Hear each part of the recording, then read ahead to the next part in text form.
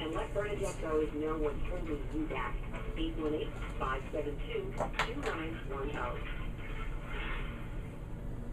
Well, hello, happy Tuesday, everyone. It's Bernadette Boas, and I am coming at you live from the Big Apple, or New York City, or Manhattan, or however you might define this crazy town. But I'm so excited to be here. Actually, I literally just jumped out of the cab about 20 minutes ago, raced into the hotel, begged them to let me in my room a couple of hours earlier. I guess in New York you can't check in till like 3 o'clock, and begged them, knowing that I had this radio show, although I would have found alternatives somehow, but and got up into my room, plugged in, and coordinated with Jennifer, my assistant slash producer, just in time to join you on this call. And I'm so excited. New York City is bustling, and I'm thrilled that it's not raining. I'm about 5 blocks, I guess it is, from the Javits Center, where the Book Expo America is being held all week. And I am here with my book, Shedding the Corporate Bitch, which you've heard about. And I'm so excited to kind of put it out there and see the reception that I get for it, and see what it looks like showcased in their big new title showcased area. And I don't know what to expect here. If any of you do, if any of you been here, done that type of thing, or have gone to book expos, book shows, would love to hear from you and pick your brains and get some advice, whether it's here on the call or it's elsewhere after the radio show. And as a reminder, feel free to call in, chat with us at 1-818-572-2910. You can also chat in with us at blogtalkradio.com/shedding the bitch. And then, of course, always feel free to communicate with me, whether that's Facebook or Twitter, or on the website sheddingthebitch.com. But I'm very excited to be here, and yet at the same time, I am feeling just a tiny bit mellow and solemn, and just overall trying to kind of keep myself very focused on what the goal and the objective is this week. But you get reality hit at you every once in a while, and this week my sister made me wake up and really face reality. And the reason being is we had received an email from her after spending a glorious vacation week down in the shore, and I told you about that last week. We came home, and her husband, I guess, placed a call to her and notified her that his brother, young, 61, did have some health issues, but unfortunately woke up one morning, put his feet on the ground, turned off the alarm clock, and passed away. And it really hit a chord. It didn't only hit a chord because Patricia my sister, went on to say in her email that she was reading my book at the time, and not to say that my book is going to bring anybody to tears, yet if you're a family member, and it does talk a great deal about the influence that my family's had on my life, and therefore it talked a great deal about each one of my brothers and sisters and my parents, well, then you kind of, it hits a chord. So unfortunately, as much as she was enjoying the book, it was also bringing up memories and bringing up feelings of what Chris, her husband, must be going through right now. And that's tough. And that's really tough. So it made me, knowing that she was upset, made me upset. And also it just made me realize kind of, I talk about it a lot, but it does all of a sudden kind of throw water in your face to make you realize that not only do we have just this one life, but how quickly it goes. And then a friend of mine, Roy, we were out and about on Saturday, and he just said, a life-altering event is just one phone call away, and in this case, one email away. And that wasn't a quote from him. He actually told me it was from another book that he was reading or had read, and that kind of hit home too, because I know while I was growing up, or at least when my father started having some massive heart attacks in my high school years, I think I was a senior, And several times after that, anytime the phone rings, it was kind of a common knowledge that if my family didn't need me or if it was an emergency, don't call me. Because anytime the phone would ring for years and years and years, I would always think that it was something of an emergency or something happened to my father or somebody in the family. And therefore, my family really never got in the habit of calling me, because I just would always panic. And if and when they did, they would call and they immediately would say, "There's nothing wrong, there's no emergency, I'm just calling to say hi." And what was interesting about that I've all of a sudden been really kind of focused on this week, and I'm not sure why this is hitting me so hard. I knew my brother-in-law's brother a little bit, but not significantly at all. But a loss of anyone is heartbreaking. But what it reminded me, and kind of reflects on this radio show, is there was a time when I was in high school, my senior year, going into college, and I was going to be one of the first ones to kind of race out of that house and run away as far away as I could to college. And being a middle child, I'm the eighth actually of 12, but being somewhat in that middle group, I just wanted to kind of carve out my own life and my own world for myself. So I was like definitely, going to be packing those bags the day after I graduated from high school and taking off. And yet here, my father has a massive heart attack in my senior year of high school. And it was the first, like I said, of several.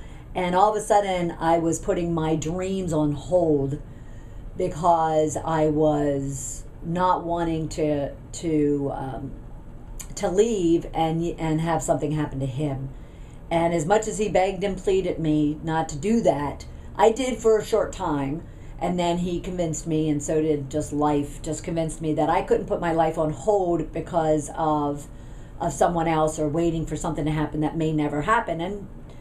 And it basically was about 30 years later. No, it's not that long. Yeah, I guess it's close to that long. 25 years later that my father eventually passed away, but it was 25 years. So I could have really, kind of put all of my dreams and all of my goals on hold, anticipating something that, took a very long time to happen. So I implore all of you, and I guess that's what hit me as well with the news that my sister gave me this week, was life is so short and it goes so fast. I'm constantly now reminding myself as to what are those fears or what are those things that are preventing me from really, really living completely and wholly and fearlessly and boldly, because I certainly don't want to not wake up one day and have a lot of things unfinished or undone or inexperienced. So that kind of, I don't mean to bring a downer to my radio show or to your day. I just think it's a reality that sometimes we need to think about and we need to focus on. And a lot of times we don't. So it's just important for us to, really kind of think about what is it that we want in life? What is it that is holding us back and preventing us from living that life? And therefore, what do we need to be doing in order to really kind of live completely and live wholly, or at least live happy? Because, like I said, life goes way, way too fast. So it brought me to a posting that I had done on Facebook earlier. I want to say it was earlier last week, so it was before all this happened. And I had kind of pinged my network and my community, and I think I did it on my main profile, which I have close to 5,000, and then there's maybe another 1,000 on my other profiles. Feel free to follow me and communicate and converse with the community. But what I asked the community about was to give me 140 characters. I was testing their tweeting capabilities, but give me 140 characters and tell me, or tell you as my community, because I wanted them to help and educate and inform you, as to what do they do in order to break through their fears or their apprehensions or the blocks that they have around pursuing their goals and their dreams. And, that way I can post that, and I will plan on posting that to all of my social networks and my website, because it might just help one of you to kind of realize that you do have something that's preventing you. You do have a fear or an angst or an attitude, or what we call here at Shedding the bitches.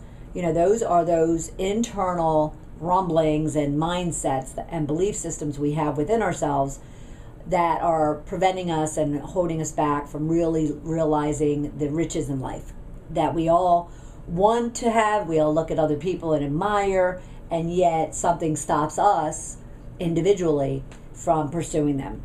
So I thought I scribbled down a few things, but I thought I would share with you what some of my followers, friends, fans, whatever you call them, from the various sites, what they contributed. Now I kind of greatly condensed these things. So please go out onto Facebook, and you can find me as an author and speaker as one of my profiles, and you'll be able to read them in their full detail. But so Shannon shares with us, and Shannon Short, and I love her website. It's or her business is Girls Get Real.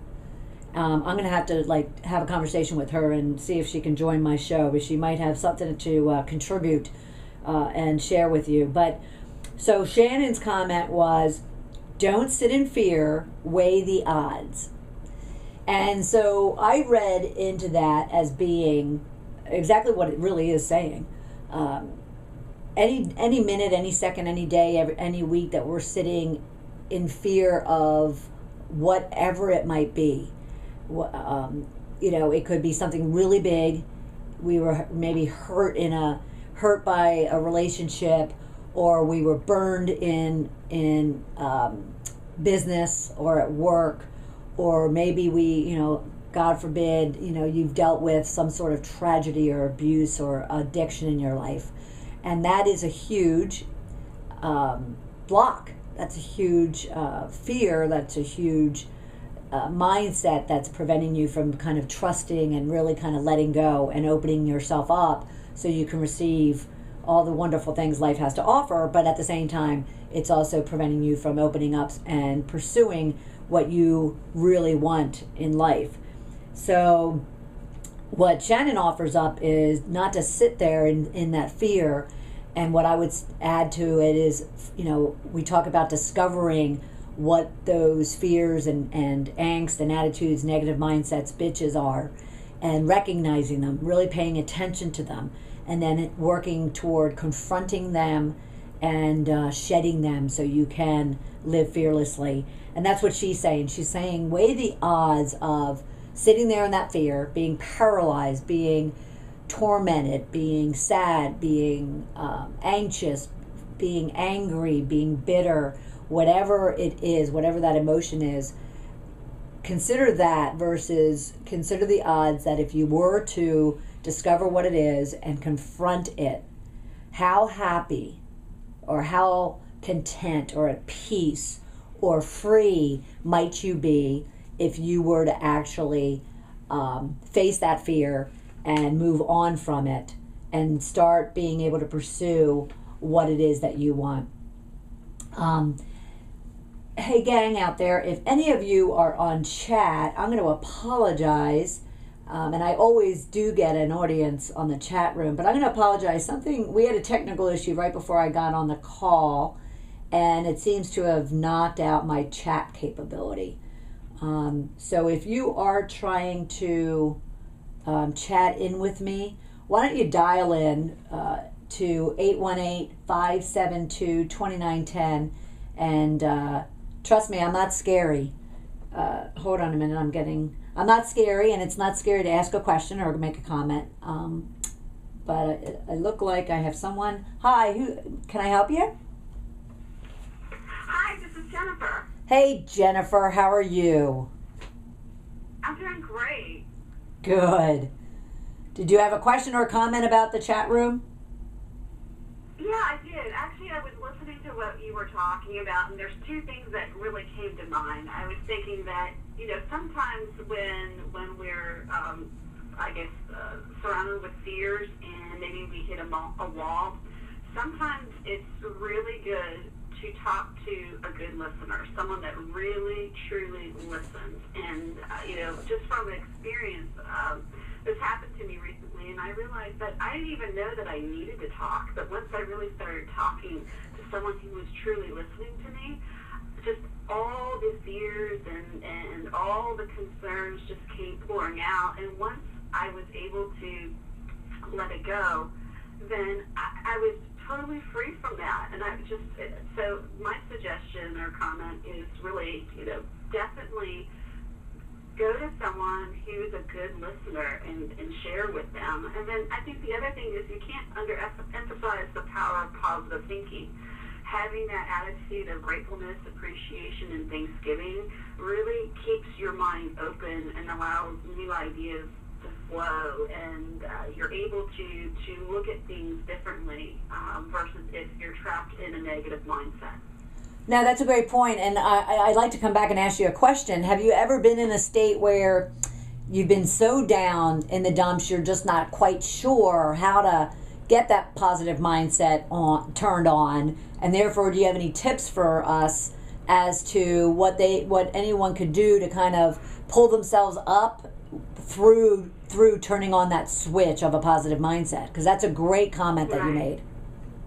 Yeah, I think just again from personal experience, when I've been in those situations, I had to stop instead of being concerned about something and using negative language, because if I use negative language, it just seemed to re-emphasize the negativity. I really paid attention to the language I use and said, I'm thankful for this. I'm grateful for this opportunity.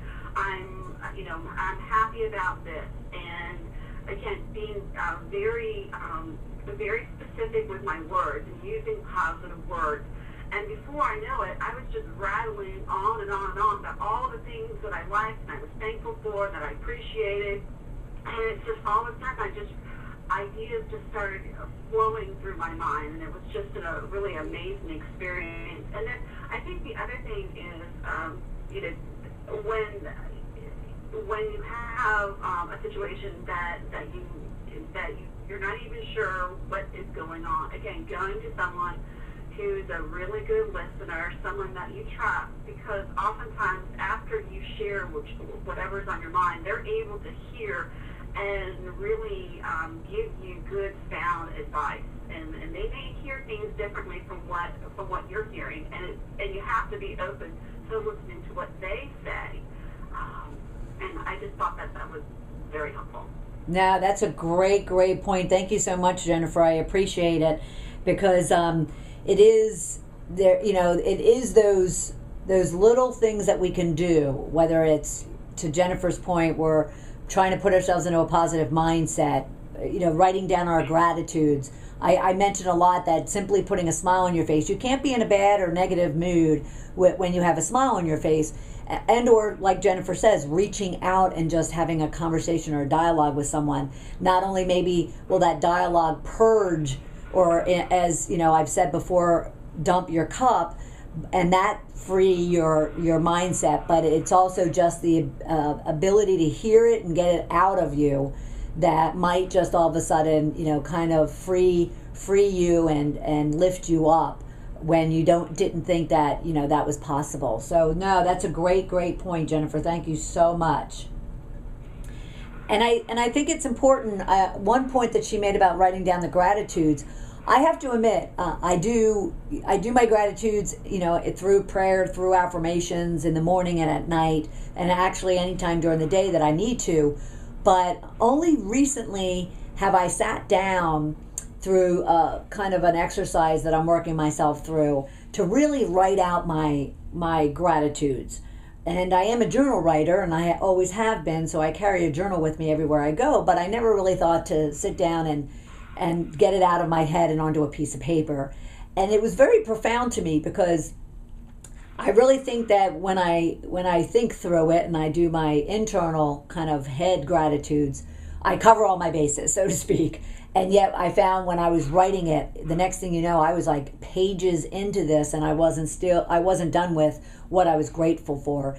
And you take a look at that. You actually look down at, that black and white or that blue or white, paper, and you all of a sudden, it just becomes really clear that no matter how bad of a day you're having, or maybe you're sad or anxious or fearful or just totally depressed or angry, you just look at that list, and it really does provide a sense of freedom and a sense of uplifting to your spirit. So definitely great input, Jennifer. Thank you so much. You're welcome. Yeah. To go on this list of my Facebook contributors, Kay had, and she's been a guest on our show before, and she's been a listener as well. And a constant follower of what's going on here, and she's always got some great insights. And her insight, she actually contributes to someone else, which I should have made note of who this is. But again, go to my Facebook page and you'll be able to see it. But Kay states that, there is no new thinking that's required to overcome your fears. Now, that might sound contrary to what Jennifer and I were just saying, that you can kind of think positive and have a positive mindset. But I think what Kay's emphasizing is that it's not rocket science, which we talk a lot about here on the show. Nothing about, living a full, rich life is rocket science. But for some reason, the controlling of your mind and your mindset and your thought processes is one of the most challenging, difficult things. And if we can learn how to just keep the positive thinking switch on all the time, and maybe it kind of goes up and down a little bit on that dial, but it never turns off or never switches over to negativity, then we're going to be, each one of you and myself are going to be so much ahead of really living a rich, full life. So what hers is, no new thinking's required, just get on with it now. So just like the old, the Nike, I don't know if it's an old saying, I think it's still around, but just do it. And is what I took away from Kay's comment about just get on with it. Don't waste any time. Don't question it. Don't question yourself. Push through that fear and go after, maybe with a plan, if that helps you really kind of get the focus and ensure that you've considered all the options, just like what Shannon said, weigh the odds. So if a plan helps you to do that, then go for it, because if it helps you move forward, that's what we're looking to do. And then Kathy Bass, Ladies Who brand, check her out as well. And Kathy offers up really just a one-word comment. Why? Why is that fear there? Why are you not living fearlessly? Why are you allowing fear to hold you back? Why are you limiting yourself and restricting what is possible in your lifetime? And really think about that. And we've talked about here on the show, as well as in the webinars that I do and the writing that I do and offer out to all of you, is if you can really discover the why, or the answer to the why, then you are that much ahead of being able to confront and shed and get over whatever it is that you're being challenged with, or that's causing fear, causing you to be holding back from whatever it might be in your life, is simply understanding the why. And then she goes to add, once you understand the why, kind of lay out what can you do in regards to addressing that why, or what can't you do. Because there may be things that you're limited by, or that are, restricting, or maybe you don't have the skills or the talents or the resources that are needed. But understanding what you can do and what you can't do will then give you a plan as to what you can start pursuing, and then what you need help on, and what you need some assistance, or maybe you need to go and find those resources. So at least you have some clarity and focus to where you can now define a plan. So Kathy offers up the why, asking the why, and then understanding from that why what you can and can't do to address that why and no longer use it as an excuse for holding you back.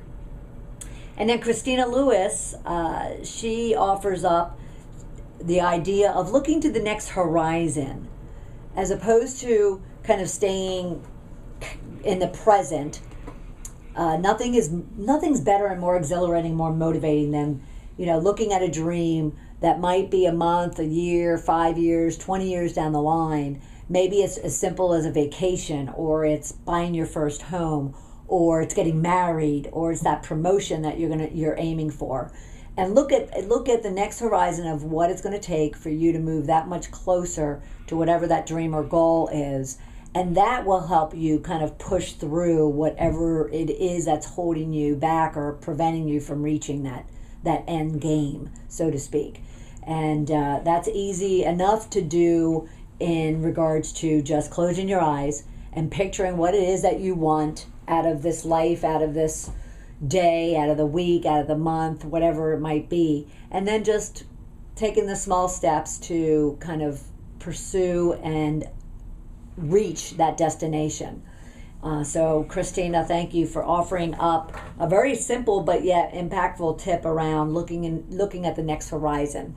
Because I think if we could all spend more time looking out for the stars and reaching for them, you're going to automatically grab them if you're not allowing the small or the big things in life hold you back. And one last note I want to make on all of this, because another, I guess, history-making moment is about to hit us, other than the fact that the world didn't end the other day, and now the gentleman who predicted it is saying it's going to happen in October. Oh, I guess whatever it takes for people to be in the media. I don't know. But anyway, I was glad it didn't end. I have a lot more living to do. But, Oprah leaves the airwaves this week, and already people are looking at the after or the post Oprah effect.